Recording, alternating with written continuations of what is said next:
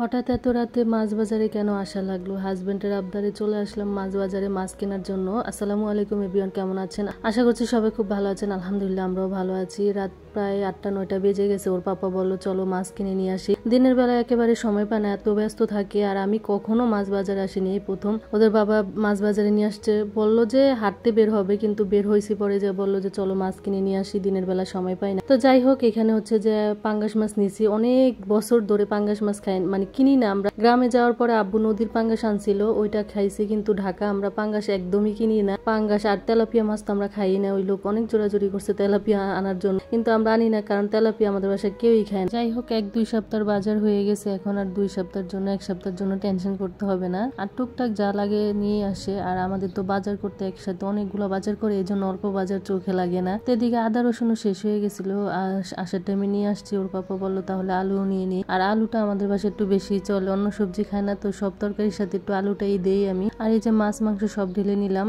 এখন প্রায় 10টার বেশি বাজে। রান্না বান্না এখন করব, খাওয়া দাওয়া করব, তারপর হচ্ছে এগুলো গুছগাছ করব, তারপর হচ্ছে আমার কাজ শেষ হবে। তা আগে হচ্ছে রান্না বান্নার আয়োজন শুরু করে দিব। রান্নাটা শেষ করে সামিয়া সামিকে খাইয়ে শুয়ে দিতে হবে, ওদের সকালবেলা স্কুল আছে। তো এই তো রান্না বান্না শুরু হয়ে গেছে, যে 10টার বেশি বেজে গেছে। রান্নাটা বসিয়ে দিছি আগে, একটু তাড়াতাড়ি করতেছি। রান্নাটা শেষ হলে ওরা দুইজন খাবে, তারপর হচ্ছে ঘুমাবে। আর রান্না হওয়ার সাথে সাথে তো আর খাওয়া যায় না, এটা ঠান্ডাও করতে হবে। ওদের বাবা আর অনেক আগে চলে আসছে। আর রান্না বান্না আমার শেষ, সবার খাওয়া দাওয়া শেষ। আর এদিকে আমার কাজ কামও সব শেষ হয়ে গেছে। আর কাজ করতে করতে প্রায় 12টা বেজে গেছে। আর এই ভিডিওটা এই পর্যন্ত। সবাই ভালো থাকবেন, সুস্থ থাকবেন।